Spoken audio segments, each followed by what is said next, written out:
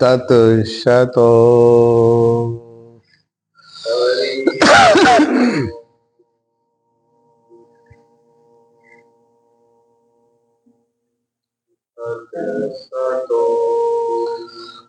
हरि ओम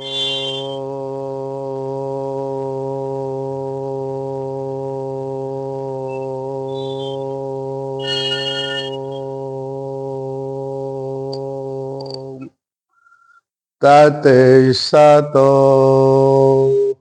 हरि ओम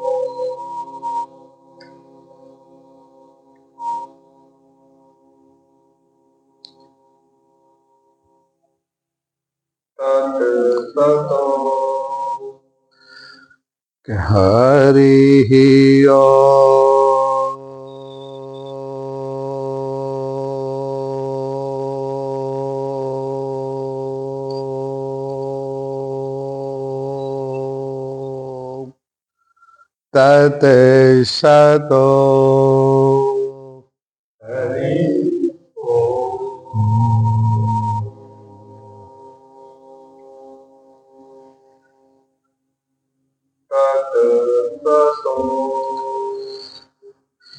ॐ विश्वं दर्पणदृश्यमाननगिरि तुल्यं निजान्तरे गतम् पश्यन्नात्मनि मायाबहिरिवोद्भूतं यथा निद्रया यः साक्षात् कुरुते प्रमोदसमये स्वात्मानमेवाद्वयम् तस्मै श्रीगुरुमूर्तये नम इदं श्रीदक्षिणामूर्तये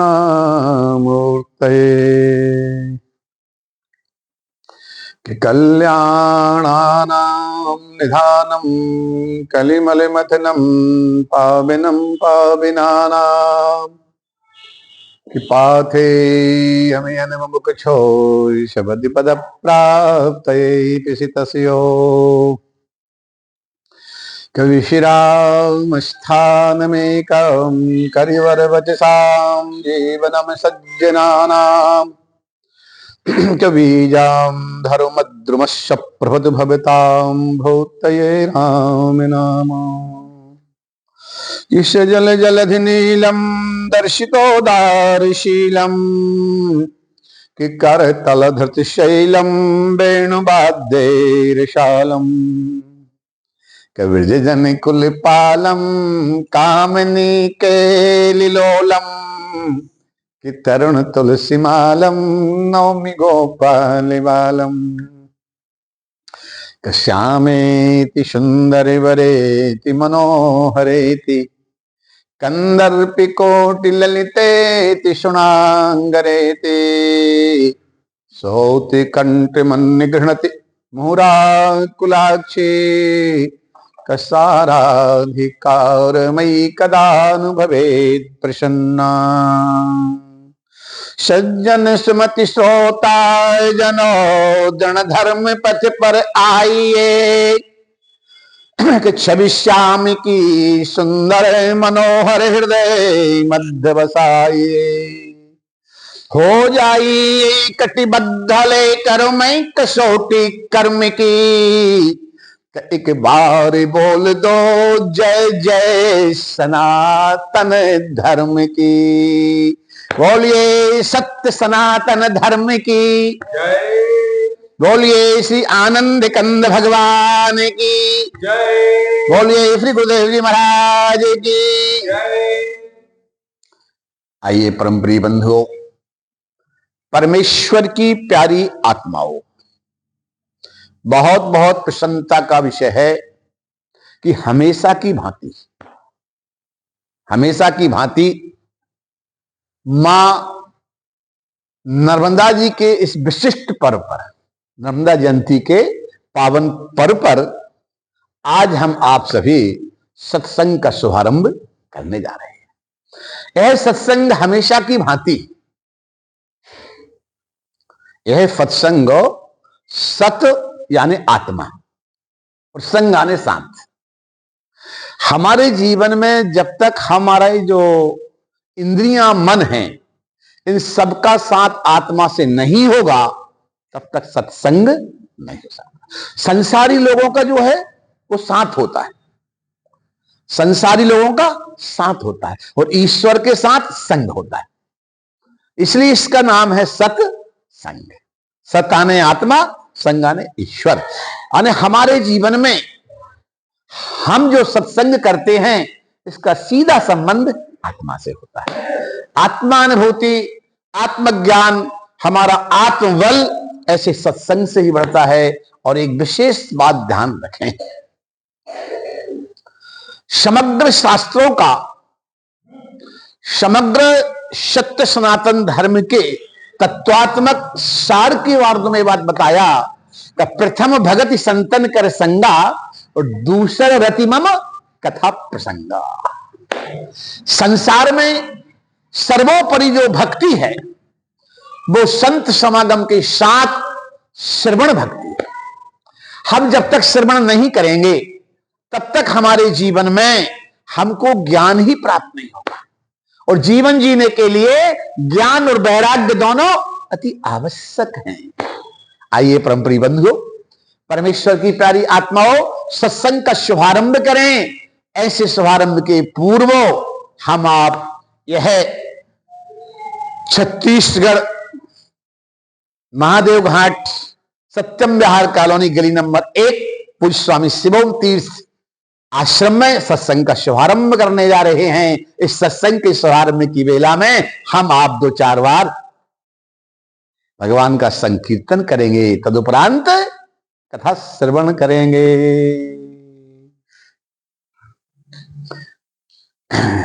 बोले हरि बोले हरि हरि हरि बोल,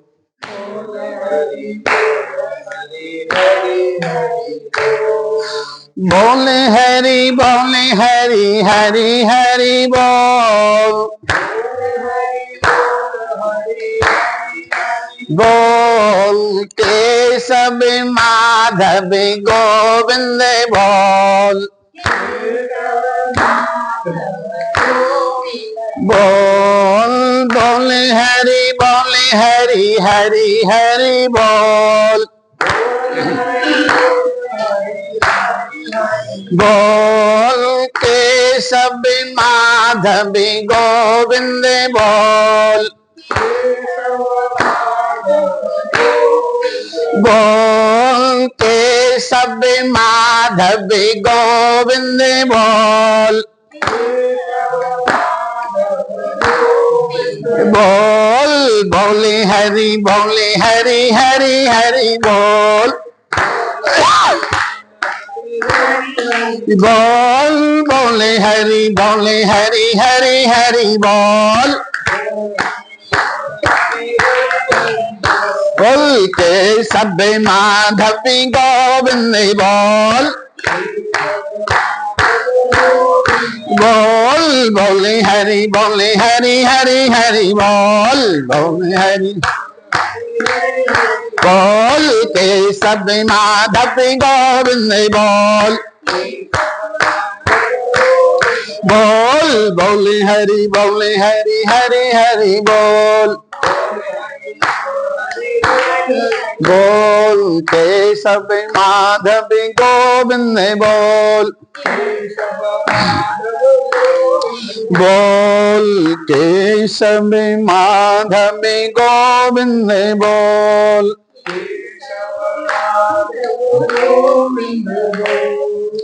बोलिए श्री सच्चिदानंद भगवान की जय। आइए परम प्रिय बंधुओं, परमेश्वर की प्यारी आत्माओं, अपन लोग अपने पूर्व प्रसंग का स्मरण करें। श्रीमद् भागवत में पूर्व प्रसंग में अपन लोगों ने राजा परीक्षित के जन्म की कथा को श्रवण किया था कि राजा परीक्षित का जन्म हो गया है। शास्त्रों में ये बताया है कि आत्मा वही जायते पुत्र। एक माता पिता की जो आत्मा है, उसी आत्मा का स्वरूप और पुत्र रूप में प्रकट होता है। आत्मा वही जायते पुत्र। तो जो दाम्पत्य जीवन का प्रेम होता है, पति पत्नी का जो प्रेम है, वही एक संतति के रूप में, पुत्र रूप में प्रकट हो जाता है। और पुत्र प्राप्ति की इच्छा, धन प्राप्ति की इच्छा, सम्मान प्राप्ति की इच्छा प्रायः सब में पाई जाती है। हम आप सबको इस बात को ध्यान देना है कि राजा परीक्षित का जो जन्म है, यह कोई सामान्य जन्म नहीं है। श्रीमद्भागवत में लिखा है कि तथा परीक्षित द्विजवर्ग शिक्षया महामहिम भागवता ससान हो, यथा विश्रुत्य अभिजाति को विदा समादिशन गुडस्तथा समादिशन विप्रमहद गुडस्तथा। राजा परीक्षित यहां पर बताया महाभागवत तथा परीक्षित शिक्षा महामहिम भागवता ससान हो। ऐसे अनन्य परम भागवत भक्त थे जिनमें जन्म से ही बंधुओं ब्रह्मण्याशील संपन्ना शक्त सिंधो जितेंद्रिया ये गुण पाए जाते थे। बाल्यावस्था से ही जन्मोपरांत उनका पहला गुण ब्रह्मण्य। साधु संत महात्मा भक्त ब्राह्मणों के सेवक थे, उनके प्रति सेवा भाव था, शील स्वभाव के थे। बहुत बड़ी बात होती है, सहज थे, सरल थे, शील स्वभाव के। ब्रह्मण्याशील संपन्ना सत्य सिंधो जितेंद्रिया, सदा सत्य का आचरण करते, सदा सत्य का आचरण करने वाले सत्य सिंधो जितेंद्रिया। चौथा गुण बताया जितेंद्रिया, अपने इंद्रियों को अपने संयम में रखते थे। ये बहुत बड़ी बात है। हमारे जीवन में सत्य बोलना हो, भगवत भक्ति के हेतु संत ब्राह्मण भक्त गो माता की सेवा में तत्पर होना हो, इस सबके लिए हमें संयमित नियमित जितेंद्रियता की अति आवश्यकता होती है। जब तक जीवन में जितेंद्रियता नहीं होती, तब तक ये सभी काम संभव नहीं हो पाते। विशेष तो राजानो धर्मशीलो गुरु, शास्त्र में कहा है कि विशेषकर जो राजा है धर्मशील उपदेशक है, गुरु हैं, सदगुरु हैं। इन सबके जीवन में ये सब चीजें होना अनिवार्य है। जो ये सब चीजें जब होंगी, तब स्वयं के आत्म कल्याण के साथ प्रजा का पालन कर सकते हैं। प्रजा का प्रतिपालन करना, प्रजा को पुत्रवत मानना, समभाव से प्रजा की देखभाल के साथ में हमें सतत समभाव रखना, ये हमारे राज्य में किसी प्रजा को किसी प्रकार का संकट तो नहीं। आइए, आज राजा परीक्षित के जन्मोपरांत जब क्रमशः वो वृद्धि की ओर प्राप्त हो रहे हैं, क्रमशः वृद्धि की ओर प्राप्त हो रहे हैं, जिनमें यह गुण जो मैंने बताए, चारों गुण विद्यमान हैं, ऐसे राजा जब क्रमशः वृद्धि की ओर प्राप्त होते हैं, तो धन्य धन्य राजन आपके जीवन में ऐसे भगवत कृपा के पात्र आप प्राप्त हुए हैं, जैसा शास्त्र में कहा, यथा वक्ता तथा श्रोता। ध्यान दीजिए, जो लोग नहीं जानते वो ये कह सकते हैं कि राजा परीक्षित को परमहंस श्री सुखदेव जी ने भागवत सुनाया, परंतु इस बात का ध्यान रखें, जिस तरह श्री सुखदेव जी महाराज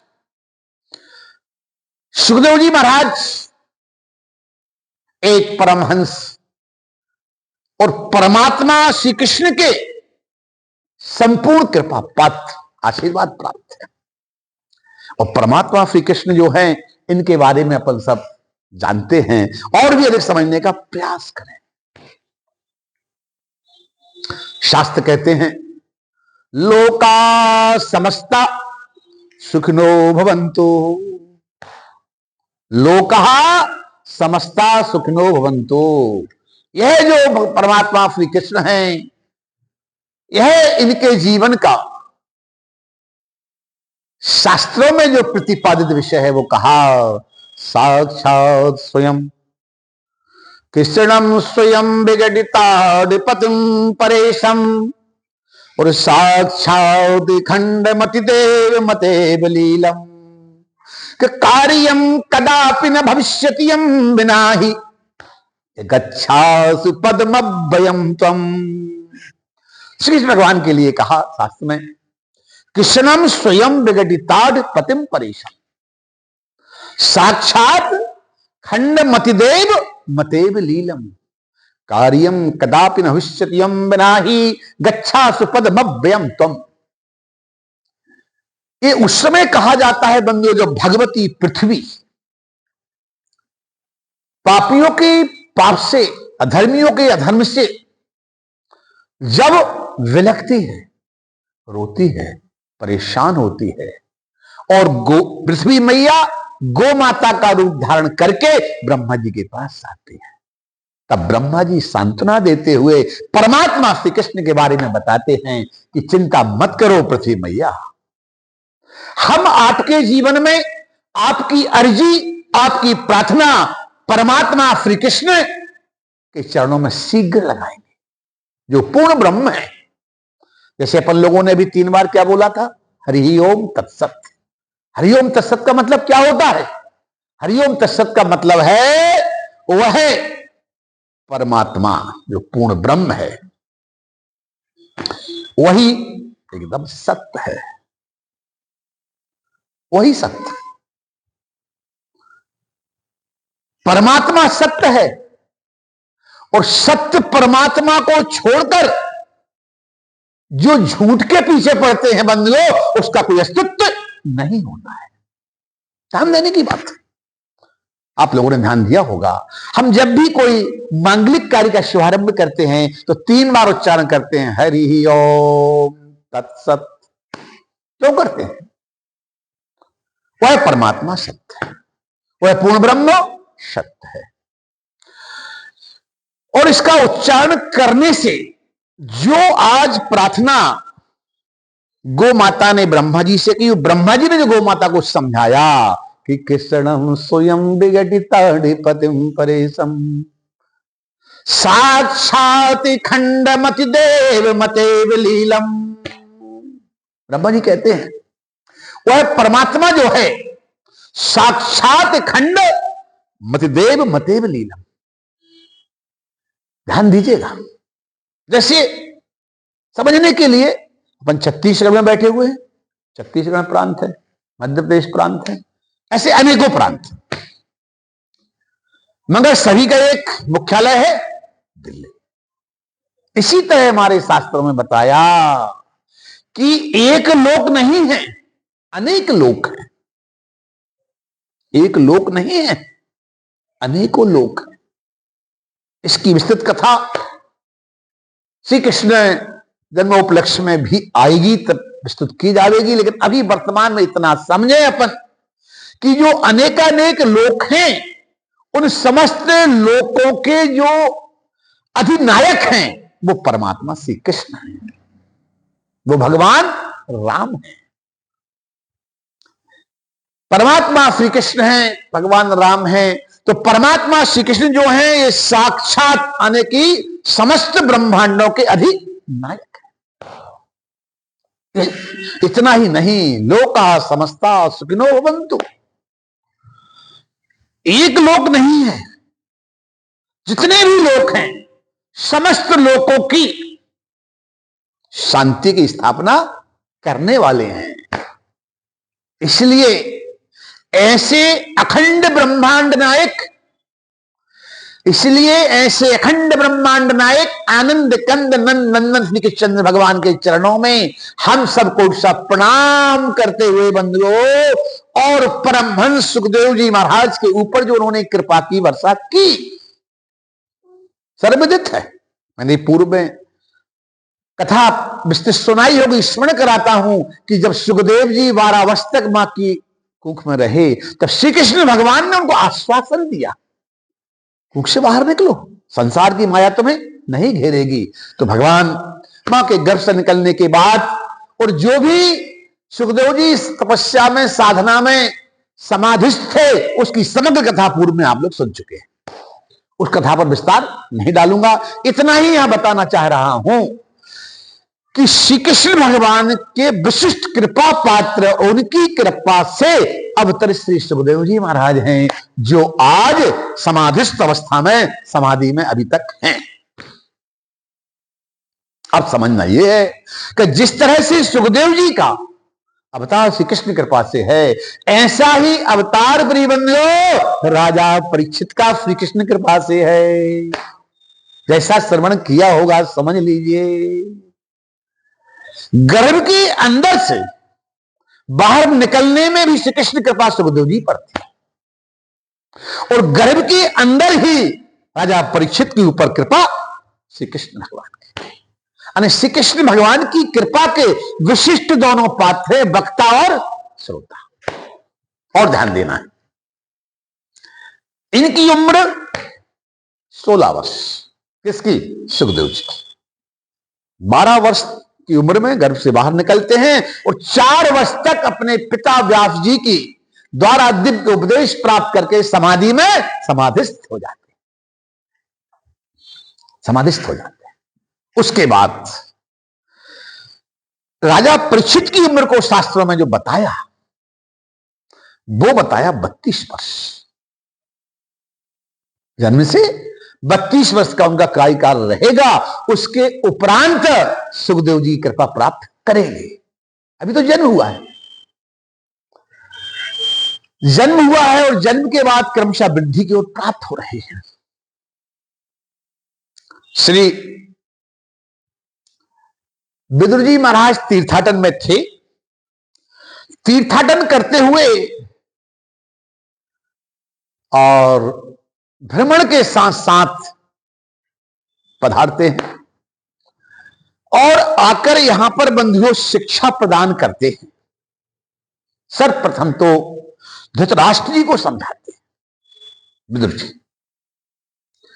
हे धृतराष्ट्र, आज न्याय मार्ग पर चलने वाले, सत्य बोलने वाले, संभाव रखने वाले ये धर्मावतार युधिष्ठिर जी महाराज जो हैं, ये तुम्हें प्रेम से रख रहे हैं, परंतु वो भीम जब तुम्हें भोजन आता है तो कहता जाओ उस अंधे को भोजन दे दो जिसने हमारे लिए लाक्षागृह में जलाया प्रयास किया, जिसने विष के लड्डू खिलाने का प्रयास किया, जिसने सारे जीवन हम सबको प्रताड़ित किया। धर्मावतार युधिष्ठिर जी महाराज तो धर्म के अवतार हैं, इसलिए आपने इतना सब गलत किया, फिर भी आप मानो अच्छा करते। ये बहुत बड़ी बात है मनुष्य के जीवन में, ये बात मनुष्य को ध्यान रखना चाहिए। हम यदि भगवान न बन सकें तो शैतान कदापि नहीं रहना चाहिए, मनुष्य को इंसान बन जाना चाहिए। शैतान तो वो होता है बंधुओं कि हम जिसके साथ अच्छा काम करते हैं वो हमारे साथ बुरा काम करे, वो शैतान है। इंसान वो होता है कि जिसके साथ हम अच्छा काम करते हैं वो हमारे साथ अच्छा काम करे, वो इंसान है। और भगवान वो होता है कि जिसके साथ हम गलत काम करते हैं फिर भी वो हमारे साथ अच्छा काम करे, वो भगवान होता है। इसलिए धर्मावतार युधिष्ठिर जी महाराज साक्षात धर्मावतार भगवान है, धर्म के अवतार हैं, भगवत स्वरूप हैं। जिन्हों कौरवों ने जिन धृतराष्ट्र गांधारी ने अनेकों बार मारने का प्रयास किया, सारे जीवन पांडवों के साथ गलत काम किया, फिर भी धन्य धन्य युधिष्ठिर जी महाराज, आज उनको आप आश्रय दे रहे हैं, उनको अपने राज्य में रखे हुए, उनको भोजन कराते हैं, उनका सम्मान करते हैं। ये भगवत स्वरूप युधिष्ठिर जी महाराज का। परंतु विदुर जी ने सलाह दी धृतराष्ट्र जी को। जब विदुर जी आए क्या करते तो उन्हें सलाह दी, युधिष्ठिर जी हैं तो वो तो ठीक है भाई, आपकी देखभाल के पास भोजन दे रहे हैं, देंगे, धर्म पर चलेंगे वो, मगर अन्य भाई ये पसंद नहीं करते। हम तो सलाह देंगे कि आप सब छोड़ो और गंगा किनारे चले जाओ। धृतराष्ट्र विदुर जी से कहते हैं, भाई कहां चले जाएं, कैसे चले जाएं, और हमारा जीवन का निर्वाहन कैसे? विदुर जी ने सलाह दी, आप गंगा के किनारे हरिद्वार, जिसको आनंद वन कहा जाता है, ध्यान देना, हरिद्वार की बात बड़ी आनंदमयी है। यज्ञ होते हैं, पूजा पाठ होता है, हवन होता है, वेद पाठ होते हैं। उसके बाद जब समय मिलता है तो कंदराओं में रहने वाले, यत्र तत्र सर्वत्र पहाड़ों में रहने वाले ऋषि ब्रह्मर्षि सब आते हैं और मिलजुल कर सब सत्संग करते हैं। ये सत्संग की महिमा, सत्संग करते हैं। तो जहां सदैव सत्संग की ध्रुवधारा बहती रहती है, ऐसे सत्संगमयी तपस्थली में आप जाइए। कहा वहां जब जाएंगे तो व्यवस्था कुछ नहीं बनाना, अपने आप बनी बनाई सब मिल जाएगी। वहां सब भक्तों के साथ महाप्रसादी मिलेगी, और आनंद नाम के वन में आप जहां रहेंगे, वहां एक दिन समय आएगा कि आप सपत्नी गांधारी के सहित जब वहां पर सत्संग में डूबे रहेंगे, आनंद वन में रहेंगे, तो उसी आनंद वन में जिस स्थान पर निवास करोगे, वहीं पर एक आपका नीति का समय सुनिश्चित आने पर उस जंगल में आपस में घर्षण के द्वारा बांसों में आग लगेगी, जिस आग से तुम्हारा सुमेव दाह संस्कार हो जाएगा। किसी को दाह संस्कार करने की आवश्यकता नहीं। ऐसा जब विदुर जी ने कहा, सलाह दी, तो हिम्मत बनाई, और हिम्मत बनाकर बोले, ठीक है विदुर जी, आप ही हमारा कल्याण करो, आप ही हमको लेकर चलो। अर्धरात्रि के समय बगैर बताए और विदुर जी महाराज धृतराष्ट्र को लेकर प्रस्थान कर गए। युधिष्ठिर जी महाराज को प्रातःकाल पता चला, तो जानकारी प्राप्त होने पर उन्होंने भी निश्चय किया कि हम भी अब अपने राजपाट का त्याग कर देंगे। ध्यान दीजिए, सतत महापुरुष धर्मावतार लोग धर्म का सुख विचार करते हुए और आज अपने इसमें संस्कार देते हैं, परीक्षित जी के लिए समझाते हैं, और अपने राज्याभिषेक की गद्दी पर उनको राज्याभिषिक्त करने वाले।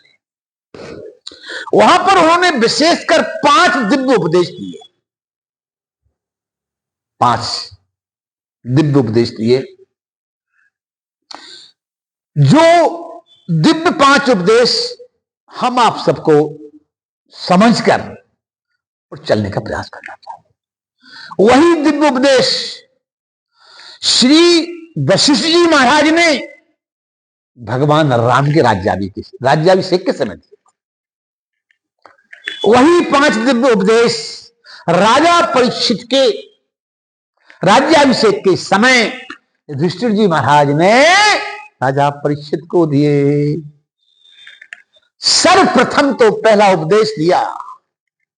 पहले उपदेश में कहा कि हे परीक्षित। अच्छा, एक बात ध्यान दीजिए, राजा परीक्षित का नाम परीक्षित क्यों पड़ा मालूम है आप लोग? मालूम? कौन बताएगा? डॉक्टर मनीष कुमार सोनी जी बताएंगे। डॉक्टर साहब, आपको विदित है कि राजा परीक्षित जी का नाम परीक्षित क्यों पड़ा? याद है लेकिन बहुत अच्छे से नहीं है, पुनः कराता हूं। परस्यो ईक्षिता नाम यश सहा वरीक्षिता। ईक्षित कहते हैं देखने के लिए, ईक्षिता ने देखना, ईक्षिता ने देखना का। गर्भ के अंदर जिस शिशु ने, बालक ने भगवान श्री कृष्ण को देखा, या श्री कृष्ण भगवान ने परीक्षित को देखा, इसमें हो गया। बहुत अच्छी बात। कहने का मेरा तात्पर्य है, परस्यो ईक्षिता नाम यश सहा परीक्षिता। धन्य धन्य रे वो भक्त, धन्य धन्य रे परम भागवत भक्त, या जिसने गर्भ के अंदर श्री कृष्ण कृपा को प्राप्त किया। ऐसी कृपा को नहीं पाया होता तो क्या सुखदेव जी की कृपा उनको होती? कदापि नहीं होती। इनका नाम परीक्षित इसलिए पड़ा कि एक दूसरे को देखा गया। परीक्षित जी ने श्री कृष्ण भगवान को, श्री कृष्ण भगवान ने परीक्षित। और देखा भर नहीं है, देखने के साथ साथ भगवान ने भी गर्भ के अंदर परीक्षा ले ली, जो कि ब्रह्मास्त्र के द्वारा चारों तरफ से घिर गया था। तो उसकी भक्ति की परीक्षा हो गई।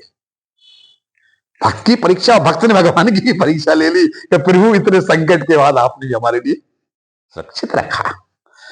तो एक दूसरे को ईक्षिता ने देखना और एक दूसरे के परीक्षा में भक्त भगवान सकुशल निकल जाना, इसीलिए इन राजा का नाम पड़ा परीक्षित। तो परीक्षित जी जब बड़े हुए और धृतराष्ट्र चले गए, तब फिर युधिष्ठिर जी ने भी सोचा कि कुछ भी है, अब हमारा समय आ गया है, हम भी स्थान को छोड़कर प्रस्थान करें, स्वर्गारोहण के लिए प्रस्थान करें। उसके साथ उन्होंने राजा परीक्षित को बुलाया, समझाया। ध्यान देना, समझाते हुए बड़ी अच्छी बात कही। नमोस्तु नन्ताय सहस्रमूर्तये सहस्रपादार सुरोरुवाले सहस्र नामने पुरुषाय शश्वते सहस्र कोटि युग धारणे नमः। नमोस्तु नन्ताय। और परमात्मा श्री कृष्ण की महती कृपा को कभी भुला नहीं देना। नमोस्तु नन्ताय, जिनके कई सहस्र हाथ हैं, कई सहस्र नेत्र हैं, कई सहस्र अनेकानेक रूप हैं, अनेक रूपों में हैं, अनेक रूपों में रहते हुए अनंत कृपा करने वाले, अनेक रूप से अनंत कृपा करने वाले हैं। सहज सिर का पुरखा। ऐसी अनंत अनंत ब्रह्मांडों पर कृपामयी दृष्टि को शाश्वत रखने वाले सहस्त्रबाहु, हर एक लोक लोकांतरों में व्याप्त रहने वाले परमात्मा श्री कृष्ण की महती कृपा के तुम पात्र हो। इसलिए उनकी कृपा को सतत ध्यान में रखते हुए 5 बातों का स्मरण रखना। पहली बात में बताया, आज के बाद राजा परीक्षित कभी भी कोई काम करो तो पहली बात में वेद मत होना चाहिए। 5 मत बताए युधिष्ठिर जी ने। पहला मत बताया वेद मत। तो वेद किसे कहते हैं आप लोग जानते हैं? जानते हैं, पर भी याद करा। वेद जो है, वेद को ही श्रुति कहते हैं। वेद को उपनिषद में जब करते तो श्रुति नाम जाता है। तो श्रवण करने अर्थ में वेद, वेद जो है, वेद की प्रधानता जो है वो श्रुति यानी श्रवण करने में। जब गुरु मुख के द्वारा हम श्रवण करते हैं तब वेद हमें आता है, ये समझ लीजिए आप। वेद के बारे में मैंने पहले बताया है भैया जी, बताया ना। और मैं ये बता दूं कि वेद का जो मंत्र है वो थोड़ा क्लिष्ट होता है, हाँ, और पौराणिक मंत्र सरल होता है। तो वैदिक मंत्र जो है, जो मैंने पूर्व में बताया था, वो मंत्र जब तक हम श्रवण ना करें, गुरु मुख से ना पढ़ें, तब तक वेद आता नहीं। और आएगा तो आप मन से कुछ प्रयास करेंगे तो उल्टा उल्टा गलत फलत पढ़ेंगे बगैर बोध के। तो पहली बात बताई युधिष्ठिर जी महाराज ने राजा परीक्षित को कि आज के बाद कोई भी काम करो तो वेद मत से करना है। वेद मत, वेद मत का मतलब श्रवण करके, वेदों की बात को श्रवण करके। पहली बात बताई वेद मत, दूसरी बात बताई शास्त्र मत से करना। दूसरी बात बताई शास्त्र मत। शास्त्र क्या है? शास्त्र हमारा प्रमाण है।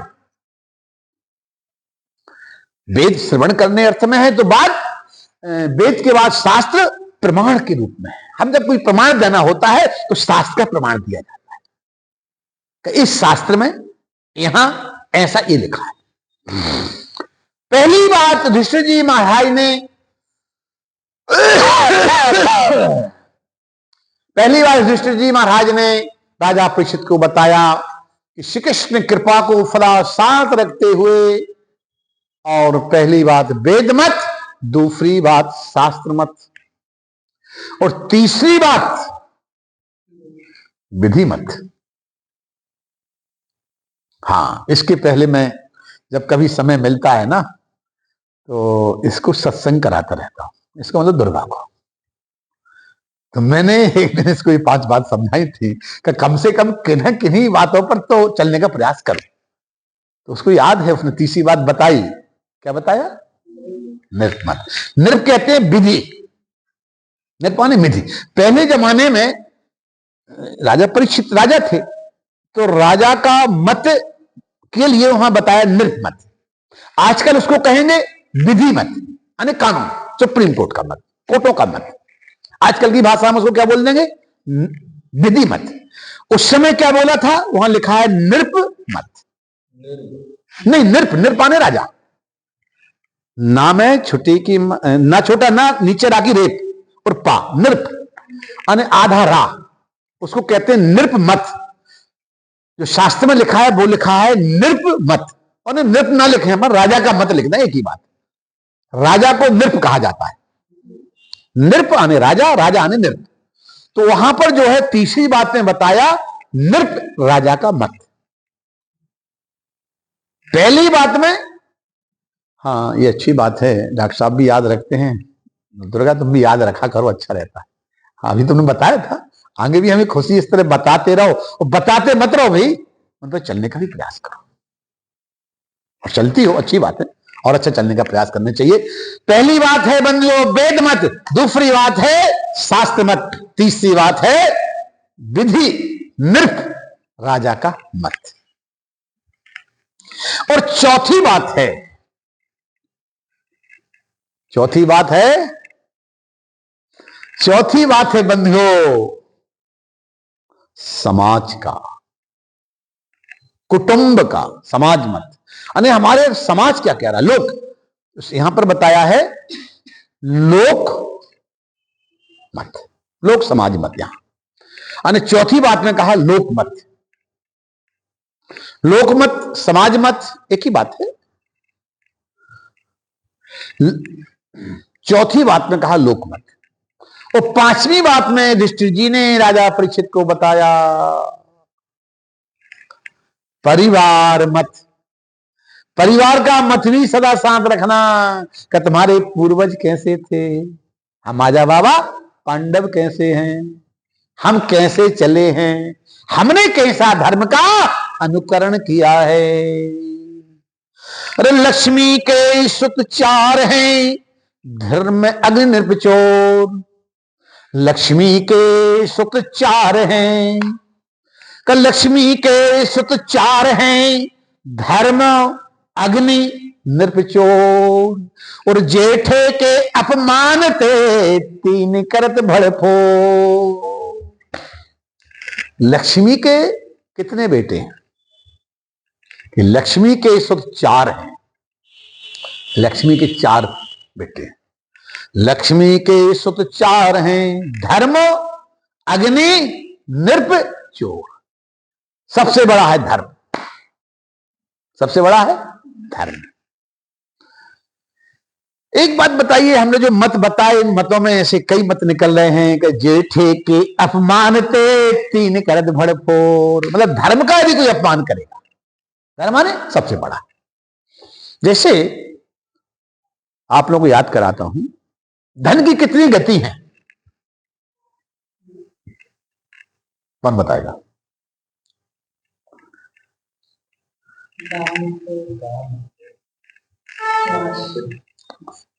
चलो ये खुशी है, कम से कम सत्संग करते करते संस्कार तो आ रहे हैं और स्थायी रहे तो अच्छी बात है। धर्म की तीन ही गति है बंधुओं, दान, भोग और नाश। चौथी गति नहीं होती। पहली गति को बताया दान। जब तक आपके हाथ में वस्तु है, पैसा है, वस्तु है, तब तक उसको आप दान करने के अधिकारी। हाथ से गए कि गोविंदाय नमो नमः, पर हम दान नहीं कर सकते। और ऐसा लिखा है शास्त्र में, कलयुगे दान एक में विशिष्यते। इस कलयुग में मात्र एक दान ही ऐसा है जो सदा हमारे साथ, जीव के साथ जाता है। कलयुग में दान की प्रधानता के लिए शास्त्र में कहा गया है। तो पहली गति है दान। दूसरी है भोग। कई लोग जोड़ जोड़ कर रखते हैं,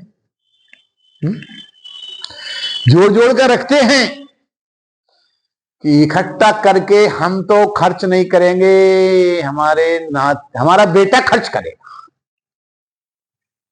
हमारा बेटा क्या खर्च करेगा? उनके बच्चों को, नातियों को भी खर्च के लिए चाहिए है? बेटा खर्च करेगा, नाती करेंगे, पंती करेंगे, संती करेंगे। इस तरह उनकी जो माया का क्रम, लोभ का, संग्रह तो खुद करेंगे मगर खर्च नहीं करना चाहते। जबकि धन की तीन ही गति, दान करो, भोग कर लो। यदि तुम्हारे पास है, प्रभु ने दिया, तो अच्छा रहो, अच्छा खाओ, अच्छा पियो, अच्छा पहनो, अच्छा जीवन जियो। यदि धन प्रभु ने दिया, उपयोग करो उसका। यदि आप भोग में नहीं लाए, तो तीसरी गति का नाम है नाश। क्या क्या है तीसरी? नाश। बुद्धिमान लोग नाश करने को धन का संग्रह नहीं करते, दान या भोग में खर्च करते रहते हैं। समझना यह है, मैं बता रहा था कि लक्ष्मी के सुत चार हैं, कि लक्ष्मी के सुत चार हैं, धर्म अग्नि निर्पचोर। और जेठे के अपमान ते, तीन करत भड़फो। लक्ष्मी के, भगवती लक्ष्मी के सुत चार है। सबसे बड़े भाई का नाम है धर्म, जो अभी मैंने बताया दान, सब धर्म में आता है। बड़े भाई का नाम धर्म है। और जो धर्म का अपमान करता है, मतलब धर्मावतार युधिष्ठिर जी साक्षात धर्म के अवतार थे, तो उन्होंने ये दिव्य शिक्षा प्रदान की है परीक्षित के लिए कि जो धर्म का अपमान करता है तो तीन करत भड़फोर। यदि हमारे लक्ष्मी पैसे का आज राजपद मिला है, ऐश्वर्यमान है, आप छत्रधारी राजा हैं, तो आप लक्ष्मी का सही सदुपयोग करें, धर्म में लगाएं, गरीबों में लगाएं, असहाय में लगाएं। हाँ, ये बड़ी बातें होती, लोग ध्यान नहीं दे पाते। भाई जैसा हम परोसेंगे, इस जन्म में जैसा कर्म करेंगे, वैसा ही हमको फल मिलेगा। कथाएं विस्तृत हैं, आगे मैं विस्तार इनका करूंगा। अभी इतना ही बताना चाहूंगा कि जिस ढंग से जैसा कर्म किया जाएगा, उसका फल हमें वैसा प्राप्त होगा। यदि प्रभु ने हमें परमात्मा ने धर्म दिया है तो धर्म में लगाएंगे तो हमारा कल्याण ही कल्याण होगा, और धर्म नहीं लगाएंगे तो धर्म अग्नि, अग्नि में या तो जल जाएगा। जेठे के अपमान ते तीन रंगो, लक्ष्मी के फुत चार है, धर्म अग्नि नृप चोर। नृप का मतलब जैसे आपके पास अधिक होता है तो शासन में चला जाता है, अधिक है शासन ले लेते, या तो राजा अपने उसमें ले लेगा, अग्नि में जल जाएगा, या चोर चोरी करके ले जाएगा। तो कहने का तात्पर्य यह है, ऐसे दिव्य उपदेश, दिव्य ज्ञान श्री युधिष्ठिर जी महाराज ने राजा परीक्षित को प्रदान किया कि सतत राज्याभिषेक तुम्हें किया जा रहा है, और राज्याभिषेक के पूर्व इन बातों को ध्यान रखना, गरीबों का, गायों का, भगवत भक्तों का, एवं गाय, गरीब, भगवत भक्त, साथ में समस्त प्रजा, इसका ऐसा ध्यान रखना पुत्रवत, धर्म सम्मत उनको लेके चलना, कभी भी किसी को कष्ट तुम्हारे राज्य में पहुंचना नहीं चाहिए। ऐसी दिव्य शिक्षाओं के साथ श्री राजा परीक्षित जी महाराज का राज्याभिषेक करने के बाद युधिष्ठिर जी महाराज ने अपने भाइयों से कहा कि आत्म कल्याणार्थ हम प्रस्थान कर रहे हैं। सबने कहा हम भी आपको नहीं छोड़ेंगे, हम भी आपका अनुगमन करेंगे, आपके साथ चले। आज सब लोग प्रसन्न हुए भाई लोग। ये धर्म की मर्यादा थी कि भगवती मां द्रौपदी को लिए भी जुआ खेलने के समय युधिष्ठिर जी महाराज ने दांव पर लगा दिया, मैं किसी भाई ने कुछ बोला नहीं। ये धर्म की मर्यादा है। परंतु ध्यान दीजिए, धन्य युधिष्ठिर जी महाराज, जिस तरह आपके भाइयों ने आपकी मर्यादा, आपका सम्मान करते हुए सारा जीवन व्यतीत किया, उसी के अनुसार आज वो समस्त भाई प्रसन्न हैं कि जब आत्म कल्याण का विषय आया, आत्म कल्याण के मार्ग पर, आत्म कल्याण के पथ पर आप जब आगे बढ़ रहे हैं, तो आपने हम पर कृपा की वर्षा की। सब भाई तैयार हो गए। भगवती द्रौपदी भी तैयार हो गई और सब स्वर्गारोहण के निमित्त आगे बढ़ गए। सबसे आगे युधिष्ठिर जी महाराज हैं, उनके पीछे भीम हैं, अर्जुन हैं, फिर द्रौपदी हैं, नकुल हैं, सैली। आइए अपन 2 मिनट धर्मावतार युधिष्ठिर जी महाराज के स्वर्गारोहण की कथा को श्रवण करें। राजा परीक्षित का राज्याभिषेक करने के बाद जब स्वर्गारोहण को प्रस्थान करते हैं, तो सबसे पहले नकुल को अपनी बुद्धि का, सहदेव को अपने ज्ञान का अभिमान था, इसलिए इन दोनों का शरीर शांत हो गया। सर्वप्रथम शरीर शांत होते हुए जो आगे बढ़े, तो युधिष्ठिर जी ने बोला, ध्यान दीजिए कि यदि आप लोगों ने मुड़कर देखा या किसी ने किसी को सहयोग किया, तो वही सब जीवन समाप्त हो जाएगा। युधिष्ठिर जी ने शिक्षा दी और आगे की ओर बढ़े, लेकिन हिमालय में बंदियों बर्फी बर्फ था। युधिष्ठिर जी चले जा रहे हैं। भीम, अर्जुन, द्रौपदी पीछे है, और जो ही द्रौपदी बंदियों आगे बढ़ते हुए धंसने लगे, बर्फ में धंसने लगे, आवाज लगाई, बचाओ। भगवती द्रौपदी ने आवाज लगाई, बचाओ। युधिष्ठिर जी या भीम तो नहीं आए, लेकिन अर्जुन नहीं अपने आप को रोक पाए और आगे बढ़कर द्रौपदी के हाथों को पकड़ लिया। वैसे तो भगवती द्रौपदी अर्जुन की ही पत्नी थी, अर्जुन के साथ ही विवाह हुआ था। मां की आज्ञा पर बंधुओं पांचों भाइयों की पत्नी बनी हुई थी। मैं कहना ये चाह रहा हूं यहां पर मूल बात कि साक्षात धर्म की बात को ना मानने के कारण और ज्यों ही द्रौपदी की आवाज लगाने पर अर्जुन द्रौपदी के पास गए, हाथ पकड़ के बर्फ में जो धंस रही थी ऊपर जो खींचना चाहा, और जो ऊपर जो खींचना चाहा कि वहां पर अर्जुन स्वयं भी धंस गए, स्वयं भी धंस गए। अर्जुन को अपने गांडीव का अभिमान था, इसलिए वह भी द्रौपदी के साथ धंस गए। भीम को अपने बल का अभिमान था, आगे बढ़ते हुए सहज में भीम भी धंस गए बर्फ में। अब मात्र धर्मावतार युधिष्ठिर जी महाराज अकेले आगे की ओर बढ़ रहे हैं। इतने में कुछ देर बाद जब उन्होंने देखा नकुल सहदेव पहले नहीं रहे, द्रौपदी के साथ अर्जुन नहीं रहे, भीम नहीं रहे, अब तो अकेला हूं, अकेले बढ़ रहे थे। बढ़ते बढ़ते आगे की ओर चले। जब आगे की ओर चले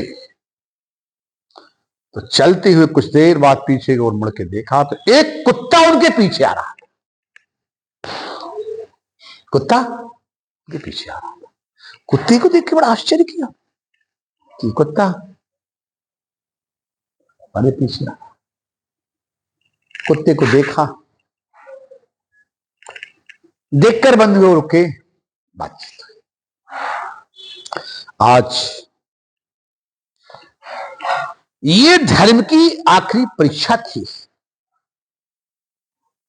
धर्म की आखिरी परीक्षा थी। युधिष्ठिर जी महाराज ने कहा कि जिस कुत्ते ने मेरा साथ नहीं छोड़ा उस कुत्ते को मैं छोड़ नहीं सकता।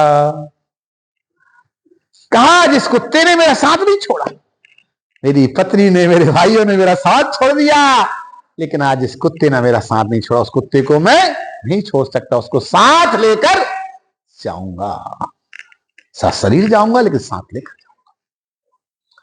ये साक्षात धर्मावतार युधिष्ठिर जी महाराज की धर्म की परीक्षा थी, धर्म की परीक्षा थी। और धर्म की परीक्षा में जब युधिष्ठिर जी ने संकल्प किया कि चलो, जिनने साथ छोड़ा वो तो छोड़ चुके, चले गए, आओ श्वान अपन साथ सशरीर स्वर्ग की ओर चलते हैं। तुरंत बंधुओं श्वान को जो ही आज भगवान ने बिठाया, तुरंत साक्षात धर्म प्रकट हो गए। उस कुत्ते के रूप से साक्षात धर्म प्रकट हो गए। साक्षात धर्म प्रकट होकर और युधिष्ठिर जी महाराज से कहते हैं आप धर्म के अवतार थे। मैंने धर्म की अवतारी कथा सुनाई है डॉक्टर साहब, याद होगी आपको? है 3 है, याद नहीं हाँ, मगर वो कथा दोबारा तो नहीं सुनाऊंगा, लेकिन हाँ धर्म की अवतार में वो 3 अवतार थे। पहले में विदुर थे, युधिष्ठिर जी थे, और एक वो चंडाल था यज्ञ के समय का। ये धर्म की कथा थी। लाइट कथा विस्तृत है, मैं स्मरण करा रहा हूं। तो ये साक्षात जो धर्म के अवतार हैं, इस धर्म के अवतार में साक्षात युधिष्ठिर जी महाराज का अवतार हुआ। ऐसे युधिष्ठिर जी महाराज जो धर्मावतार हैं, ऐसे धर्मावतार युधिष्ठिर जी की परीक्षा अंतिम समय में स्वान के रूप में धर्म ने ली। क्यों ली भाई? क्यों ली? स्वान बन के क्यों आए? क्योंकि शास्त्रों में स्वान को वर्जित बताया है। हाँ, ये शास्त्र की बात है। हमारे यहां अब गौ माता के बारे में आप लोगों को क्या बताना, आप सब जानते हैं। जैसे मैया, गौ माता के शरीर में 33 करोड़ देवताओं का वास है। ऐसी गौ माता के बारे में अधिक क्या बताना, लेकिन इतना जरूर बताऊंगा कि आजकल लोगों ने गायों को पालना बंद कर दिया, मगर कुत्तों को रखना बंद नहीं किया है। जबलपुर में एक परिवार में गया, चलो नाम वाम नहीं लेता, लेकिन जब मैं गया तो जाते से ही बन गया उस परिवार में मैंने देखा कुल 4 सदस्य थे। कितने थे? 4। और गाड़ी 8 खड़ी थी। बहुत बड़े परिवार है, भारत में नाम चलता है, उद्योगपति। तो जब मैं पहुंचा तो पहुंचने के बाद मेरे को रहा नहीं, मैंने पूछ लिया। मैंने कहा भाई आप तो कुल 4 ही सदस्य हैं ना? हाँ। 8 गाड़ी खड़ी है और सब में ड्राइवर अलग अलग। नहीं नहीं महाराज जी, वो 4 गाड़ी स्पेशल जो ड्राइवर खड़े हैं ना, कि हाँ वो टाइगरों के लिए गाड़ी खड़ी। टाइगर, हाँ हाँ देखो ना महाराज जी। मैंने बस ठीक है। तो टाइगरों के दर्शन कराने वाले थे, हमने नहीं किए। बता दिया, देखिए वो अलग अलग रूप जो नाम लिखे हैं, वो अलग अलग क्वालिटी के टाइगर, अलग अलग क्वालिटी कुत्ते। इन कुत्तों को गाड़ी खड़ी, टाइगर भी है और कार भी खड़ी। तो कई इन गाड़ियों पर घुमाने के लिए ले जाया जाता। अरे मैंने कहा वाह, मेरे मन में तुरंत एक क्षण को आया कि भगवान कभी किसी कुत्ता न बनाए, वो बनाए तो ऐसे घरों में भेज दे जहां की गोविंदाय नमो नमः। कुत्तों के लिए भी गाड़ी खड़ी हुई। हाँ, वहां की एक बात याद है मेरे को।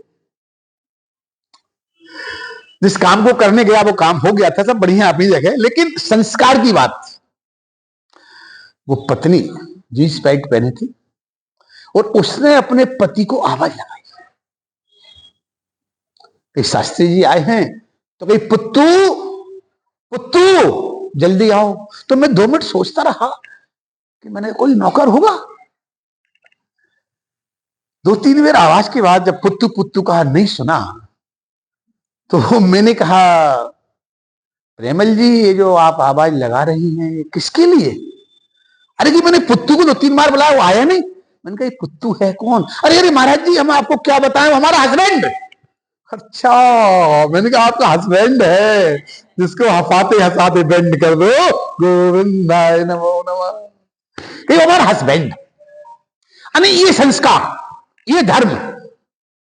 कुत्तों को तो वाहन खड़े होना ठीक अपनी जगह है, लेकिन जिन देवियों के लिए, और ऐसे नहीं भाई, भारत में जिनका नाम चलता है उद्योगपति, सेठ गोविंदास, सेठ बुढ़ी आदि का, मतलब मैं ये बताना चाहता हूं ऐसे परिवारों में ऐसे लोग जिनको जीवन जीने का तरीका था। खैर उनकी वो नातनी थी। उस परिवार में तो सैकड़ों ब्राह्मण हमेशा पूजन पाठ करते आए, लेकिन परंपरा में एक ही पीढ़ी के बाद लड़की की लड़की में इतना अंतर आता है कि जब पुत्तू पुत्तू का मैंने कहा तो मैंने कहा ठीक है बहुत अच्छा है, आ जाएंगे। वो आगे पर चर्चा शुरू, आगे बात हो गई, वो समस्या हल होने लगी, सब हो गया। मैं कहना ये चाह रहा हूं कि कुत्ते के लिए शास्त्रों में वर्जित बताया है। वर्जित का तात्पर्य यहां से तक लिखा है कि यहां अपन पूजन कर रहे हैं और यदि कुत्ता आ गया तो स्थान को जब तक धोगे नहीं तब तक पूजन करने लायक नहीं बनेगा। ऐसा शास्त्र की बात है। हाँ, घर में कुत्ता आया है या कुत्ता है तो भोजन कराना, भोजन देना धर्म है। जीव है, भूखा है, भोजन करा दीजिए आप। मगर इतनी आसक्ति कुत्ते से नहीं होना चाहिए कि कुत्ते की आसक्ति में हम हमारे माता पिता को तो छोड़ो, बाल बच्चों को भी भूल जाए। हाँ, ऐसे हमने कई लोग देखे, सूटेट बूटेट अपुटेट, कि पता चला कि आज कुत्तों के चक्कर में मां बाप की सेवा को छोड़ दिया, बाल बच्चों को भूल गए, वो कुत्तों की सेवा में लग गए। ऐसी मॉडर्नता प्रभु कभी किसी को न दे, जो अपने सत्य सनातन धर्म की संस्कृति से पृथक होकर और अपने जीवन को बर्बाद करने की ओर लग जाए। साक्षात धर्म ने अंतिम चरणों में इसीलिए कुत्ता का रूप बनाकर धर्म की परीक्षा ली थी, धर्म की परीक्षा ली थी। और धर्म की, इस धर्म ने युधिष्ठिर जी की जो परीक्षा ली उसमें युधिष्ठिर जी पास हो गए। क्यों? कुत्ता का पूजन के स्थान में आने का दोष है, लेकिन जीव मात्र पे दया करना धर्म। बिल्ली है, कुत्ता है, चूहा है, कुछ भी है, भोजन देना। चींटियों को, हाँ, जीव में बड़ा विधान है। मेरे जीवन के तो बड़े अनुभव, छोटे छोटे ऐसे काम करने से लोगों का जीवन ही बदल जाता है। हाँ भाई, चींटियों को भोजन देना, चींटों को देना, पीपल वृक्ष के नीचे भोजन देना किसी को, इसका बहुत बड़ा महत्व, बहुत बड़ी बात। तो ये पुण्य है, धर्म है, दया है, करना चाहिए। कुत्ते को भोजन देना अच्छी बात है, जीव भोजन कराओ, तृप्त करो उसको। बिल्ली को हाँ, चूहे को हाँ, कुत्ते को हाँ, सब चलेगा। लेकिन एक बात याद आई, वो ध्यान देना, बहुत अच्छी बात है। और यहां पर युधिष्ठिर जी का दिव्य उपदेश परीक्षित को भी था, और आज धर्म में उनकी परीक्षा भी ले रहे हैं, इसमें भी बात है। मैं एक बात पूछ रहा हूं आप लोगों से, बताना बड़ी अच्छी लगे। आप समस्त अनुभवी श्रोता बैठे हुए हैं। अनुभवी श्रोता, आप ये बताइए, आपके घर में तोता भी है और चूहा भी है, और तोता और चूहा दोनों हैं। यदि तोता मर जाए तो आपको दुख होगा कि नहीं? होगा, सब सिर ला रहे, होगा डॉक्टर साहब? क्यों शर्मान जी, आप तो बता ही दीजिए, तोता के न रहने में दुख होगा नहीं होगा? होगा। अच्छा, मैं एक बात पूछता हूं, तोते के साथ कहीं कुछ चूहे मर जाए तो दुख होगा कि नहीं?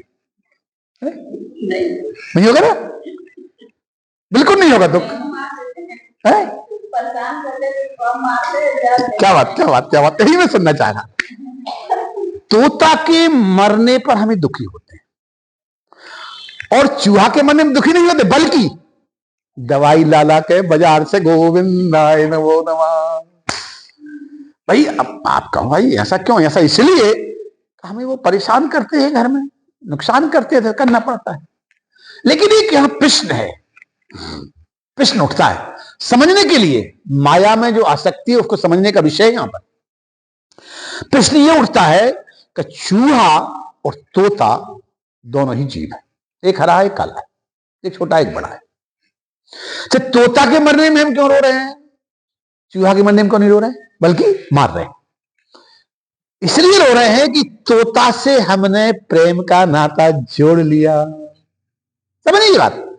मैं ये बात क्यों बताना चाह रहा हूं, ये धर्म की बात है। युधिष्ठिर जी ने दिव्य उपदेश परीक्षित को सबको दिया वहां, इस बात कि हमने तोता से तो प्रेम का नाता जोड़ लिया, तोता से हमारा इतना प्रेम हो गया है जिसके बिछड़ने में हमें दुख हो रहा है। परंतु चूहे से हमने प्रेम का नाता नहीं जोड़ा है। तोता से प्रेम का नाता है, इसलिए उसके बिछड़ने में दुख हो रहा है, और चूहे से हमने प्रेम का नाता नहीं जोड़ा, इसलिए उसके मरने में कोई दुख नहीं होता, बल्कि बाजार से दवाई लाके गोविंदाय नमो नमः हम और भी मौत के घाट उतार देते हैं। मैं कहना ये चाहता हूं, युधिष्ठिर जी ने दिव्य उपदेश परीक्षित को दिए थे, उस पर स्वयं चले थे कि संसार में जितना प्रेम दाम से, जितना प्रेम काम से, उतना राम से बनाए रखना। जीवन को सुखी बनाना है, वास्तव में जीवन का बेड़ा पार चाहिए, तो जितना प्रेम दाम से होता है इंसान का, जितना प्रेम काम से होता है, उतना राम से होना अनिवार्य है। ये बैलेंस बना के चलोगे तो गाड़ी पटरी से फिसलेगी नहीं कभी, अन्यथा गोविंदाय नमो नमः। धन्य धन्य धर्मावतार युधिष्ठिर जी महाराज, जिनके जीवन में दिव्य उपदेश परीक्षित को देने के बाद आज स्वर्गारोहण के समय बंधुओं, और स्वर्ण के रूप में जो साक्षात धर्म आए थे, और जब उन्होंने कहा, जिस जीव ने, युधिष्ठिर जी ने कहा कि जिस कुत्ते ने मेरा साथ अंतिम चरणों तक नहीं छोड़ा, मेरे भाइयों ने, मेरी पत्नी ने मेरा साथ नहीं दे पाई, उन्होंने मेरा साथ छोड़ दिया, लेकिन जिस कुत्ते ने मेरा साथ नहीं छोड़ा, ऐसे कुत्ते का साथ मैं भी नहीं छोड़ सकता। ऐसा जब कहा, युधिष्ठिर जी बोले, मैं सशरीर सविमान यदि जा रहा हूं तो कुत्ता तुमको लेकर जाऊंगा। तुरंत बंधुओं जब कहा कुत्ते को लेकर जाएंगे विमान में, तो यह संवाद सुन रहे थे। सारे विमान को ले जाने वाले लोग सुन रहे थे, तुरंत उस कुत्ते के रूप से साक्षात धर्म प्रकट हो गए और बोले, तथास्तु, आज हे धर्म के अवतार युधिष्ठिर, तुम अपने धर्म की परीक्षा के अंतिम चरणों में पास। और सात शरीर धर्म के सहित युधिष्ठिर जी महाराज स्वर्गारोहण को प्रस्थान कर गए। बोलिए सच्चिदानंद भगवान की जय। परम प्रिय बंधुओं, परमेश्वर की प्यारी आत्माओं, समुपस्थित सज्जनों, ध्यान दीजिए, मैंने परीक्षित जी के बारे में क्या बताया था? तथा परीक्षित वर्ज शिक्षया, कि तथा परीक्षित वर्ज शिक्षया महामहिम भागवता ससान हो, यथा विश्रुत्या अभिजाति को विदा और समाधि सन विप्र महद गुडस। तथा राजा परीक्षित के जन्म से ही संस्कार थे। तथा परीक्षित द्विजवर शिक्षा, आने जन्म से ही, मैंने आपको श्लोक में पहले समझाया है कि जन्म से ही ब्राह्मणों के, भक्तों के, गायों के, समस्त प्रजा के रक्षा करने वाले थे, उन पर कृपा करने वाले, सबको संभाव से रखने वाले। इतना ही नहीं, राजा परीक्षित के राज्य में कोई भी साधु संत, ब्राह्मण, भगवत भक्त, कोई भी दुखी नहीं हो सकता था। किसी को किसी प्रकार की कोई परेशानी नहीं हो सकती थी। धन्य धन्य संत ब्राह्मणों की वो पूजा करते थे बंधुओं, वो यज्ञ यागादि कार्यक्रम करते थे कि सदा वेद ध्वनि होती रहती थी। शास्त्रों में कहा है, स्वाहा सुधाकार विवर्जितानि श्मशान तुल्यानि ग्रहाणि। जैसा कि युधिष्ठिर जी ने उपदेश दिया था, उसके आधार पर सदा उनके यहां स्वाहा सुधाकार होती रहती थी, यज्ञ होती रहती थी, संत ब्राह्मण भक्तों की तांता लगा रहता था। सतत राजा स्वयं अपनी रानी के सहित धन्य धन्य संतों की, ब्राह्मणों की, भक्तों की वंदन सम्मान करते थे। संत ब्राह्मणों की पूजा करने वाले, सदा यज्ञ यज्ञादिक पूजन के साथ 6 बातों में अनुरक्त रहने वाले, पूर्वजों के द्वारा दिव्य उपदेश में इनको 6 बातें प्राप्त थी। 6 बातें, 6 बातों में पहली बात गृहस्थ आश्रम में उन्होंने बताया था कि देवतिथि तुलसी पूजन और गौओं के हित ग्रास प्रदान, अर्घ्यदान और दीप दान, गृहिणी के सट कर्म प्रधान। जो भगवती द्रौपदी सदा करती थी, वही सद शिक्षा युधिष्ठिर जी परीक्षित को दे गए थे। 6 बातों में पहली बात, नित्य प्रति नियम से देवता का पूजन करना। कहा किस देवता का? जिससे प्रेम, जिससे लगाओ। सब देवता एक, देवता हमको अंतर नहीं होता। पहली बात देवता का पूजन करना। दूसरी बात अतिथि का सम्मान। हाँ, अच्छा, अतिथि कौन है जी? मेहमान। मेहमान तो मेहमान है, वो अतिथि नहीं है भाई। वो सम्माननीय है, या हमने उसको विशेष मान लिया, हमें वो मानता है तो इसलिए मेहमान है, और उसने समय दिया इसलिए वो आया, मेहमान है। लेकिन अतिथि का मतलब जिसके आने की तिथि ना हो। अभी हम लोग थे यहाँ, और एक जगन्नाथपुरी से अभी आए भैया जी, अच्छा लगा। डॉक्टर मनीष कुमार सोनी जी सपत्नीक, प्रसाद भी लाए अभी, और सबके लिए मिलेगा, रखा हुआ, कई लोगों को बट रहा है। तो अभी आए मनीष कुमार जी, बड़ा अच्छा लगा। सपत्नीक अभी हमेशा तीर्थाटन में लगे रहते हैं, मगर अभी अभी लौटे जगन्नाथपुरी से, तो प्रसाद लाए, तो हम लोगों ने पाया, और अभी तक लोग आते रहे, उनको खिलाते रहे, और अभी आप लोगों को रखा है, मिलेगा। बताना ये चाह रहा हूं मूल बात, इसी बीच में 1 सप्ताह पूर्व के लगभग एक अतिथि उसको कहते हैं कि हम लोग थे, एक परिचित भक्त इंदौर का व्यक्ति मोटरसाइकिल से जगन्नाथपुरी से लौट रहा था। रहने वाला है अहमदाबाद का, हमारे परिचितों। फोन आया, मैं ये बोल रहा हूं मेरे को आना है सिर्फ रात्रि विश्राम के लिए, आइए स्वागत। आया, स्नान कराया किया, वे शाम समय निकल गया। तो उसको कहते हैं अतिथि। जो कई वर्षों पूर्व कभी परिचित हुआ और अचानक तीर्थाटन करते हुए अचानक फोन आता है, और जिसके माध्यम से हमसे जुड़ा था, उसको हमने कहा 5 मिनट में बताते हैं, उसको फोन किया और फोन करके हमको बुला लिया। तो वो है अतिथि। अतिथि का मतलब जिसकी कोई तिथि ना हो और अचानक आने वाला है, उसको अतिथि कहते हैं। वो अतिथि का विशेष रूप माना जाता है। और घर में जो आया सब अतिथि हैं, लेकिन सब अतिथियों में श्रेष्ठ अतिथि वो होता है जिसकी कोई तिथि नहीं, अचानक आ रहा है तो वो आपके व्यवहार से खुश होकर जा रहा है। ये सर्वोत्तम बात है। पहली बात है देवता का पूजन। दूसरी बात है अतिथि का सम्मान। अतिथि कोई सामान्य व्यक्ति नहीं होता। शास्त्रों में कहा है, लिखा है कि पत्नी दीक्षा नहीं ले पाई तो पति को गुरु मान सकते हैं। अच्छा, भी शास्त्र में लिखा है, जब तक पत्नी दीक्षा नहीं ले पाई, नहीं लेने का संयोग बना, नहीं ली, तब तक पति गुरु मान सकते हैं। और शिष्य का गुरु तो गुरु होता ही है, सब गुरु। लेकिन शास्त्र कहते हैं सर्वस्य अभ्यागत गुरु, जो घर में अतिथि आता है वो इन सबका गुरु माना जाता है। जो अतिथि आता है वो इन सबका गुरु है। तो अतिथि का बड़ा विशेष महत्व है। इसलिए पांडव तक ये 6 बातों पर तत्पर रहते थे।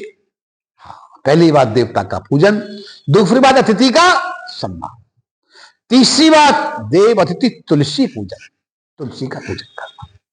हाँ, हम लोगों ने भी तुलसी का विशेष ध्यान दिया है और दे रहे हैं। और चिंता रहती है तुलसी भैया बीच में 2 तुलसी हमारे यहाँ कुछ ठंड अधिक पड़ी ना, तो उसमें शांत हो गई बेचारी। तो तुलसी शांत रही तो हमने फिर रैक बनवाया, सामने गेट के सामने पड़ा हुआ है। हमने कहा अब तो ऐसी बात ना हो भविष्य में, भाई धूप नहीं मिल रही थी, तो वो व्यवस्था की कि कम से कम जो है, हम वृंदावन धाम तो नहीं बना सकते, लेकिन हाँ जो भी तुलसी मैया है, गो माता को तो यहाँ व्यवस्था है नहीं, भगवत कृपा है, जब हो जाए अच्छा है। तो पहली बात है देवता का पूजन, दूसरी बात अतिथि का सम्मान, तीसरी बात तुलसी का पूजन। तुलसी का बहुत बड़ा महत्व। अच्छा लगता है मेरे लिए किसी आश्रम में तुलसी पूजन में दीप दान ये दुर्गा देवी करती रहती है, अच्छी बात है, एक प्रसन्नता का विषय होना चाहिए। तो देव अतिथि तुलसी पूजन और गौओं के हित ग्रास प्रदान, अर्घदान और दीप दान, यह गृहिणी के सत्कर्म प्रदान। पहली बात देवता का पूजन, दूसरी बात अतिथि का सम्मान, तीसरी बात तुलसी का पूजन, तुलसी का पूजन। और चौथी बात गौओं के हित ग्रास प्रदान। एक जगह की बात मैं आपको बता दूं, ध्यान देना, बड़ी अच्छी बात है। मैं बैठा था, वहां प्रसादी बन रही थी, अब मैं नाम नहीं लूंगा, लेकिन चर्चा करूंगा, सिर्फ संकेत करूंगा, फिर मैंने उनको समझा दिया था। तो उन्होंने फट से एक रोटी बनाई ऐसी जिसमें कई कोने कई जगह जा रही थी। तो मैंने कहा ये काहे के लिए तैयार हुई है? कि ये हमने गोग्रास के लिए रोटी बनाई है। मैंने कहा वाह, जब पति को भी ऐसी बना के देती हो क्या? तो तुरंत वो संकोच में पड़ी। मैंने कहा बेटा, गोग्रास का मतलब है भोजन का भोग लगाने के पूर्व, भगवान को हम भोग लगा रहे हैं उसके पूर्व गो माता के लिए हम प्रथम रोटी निकालें। प्रथम रोटी निकालना ये नहीं है कि हम उसको कुभाव से, बगैर भाव से, और पूरा पश्चिम उत्तर दक्षिण है 4-6 कोने बनाकर उसके लिए एक बलाय निकालें, उसको हम भाव से बनाएं। अंतर्मन में भाव होना चाहिए गो माता के प्रति, जब तो वो कृपा करेंगी। अच्छा बोलिए, यदि समग्र गीता का दिव्य उपदेश श्री कृष्ण भगवान ने अर्जुन के लिए दिया, क्यों दिया? भाव के कारण, मात्र भाव का कारण था। उनका भाव जब स्वजनों में और संसार में जब भाव आसक्त हो गया, भाव बिगड़ गया तो भाव अच्छा बनाने के लिए, पवित्र करने के लिए भगवान ने दिव्य गीता का उपदेश अर्जुन को प्रदान किया था। जब तक आपके किसी कार्य में भाव नहीं है तब तक भगवत कृपा नहीं होनी है। तो मैंने कहा पति देव के लिए तो बड़े प्यार से गोल गोल रोटी बनाती हो बेटा, गाय के लिए इतने कोने वाली। हमारा ही गलती होगी, फट तो दूसरी रोटी बनाई और अच्छी और निकाली और फिर उस दिन संकल्प कर लिया कि जैसा हम लोग खाते हैं हम गाय को निकालेंगे, और वो निकलना हो गया। तो पहली बात देवता का पूजन, दूसरी बात अतिथि का सम्मान, तीसरी बात तुलसी पूजन, चौथी बात गोग्रास, गाय को रोटी प्रथम निकालना चाहिए, भाव होना चाहिए। और पांचवी बात अर्घदान। ये बात बड़ी महत्वपूर्ण है, बहुत महत्वपूर्ण बात है। इस बात की गहराई में यदि जाएंगे ना तो जीवन का बेड़ा पार हो जाएगा। जो जीवन का बेड़ा पार ओरिजिनल चाहता है बंदियों, इस बात को पकड़ ले। अर्घदान क्या है, ध्यान देना, बड़ी महत्वपूर्ण बात। अर्घदान क्या है? हाँ ठीक बोल रही है बच्ची। अर्घदान वो है एक तांबे का लोटा हो, उसमें गले से जल भरा हो, लकड़ी वाला लाल चंदन, लकड़ी वाला लाल चंदन जो आता है घिसने वाला, उस चंदन को पत्थर पर, इसको उर्सा कहते हैं, उस पत्थर पर रखें और हम उसमें कुछ देर पहले नहा के तुरंत घिसने के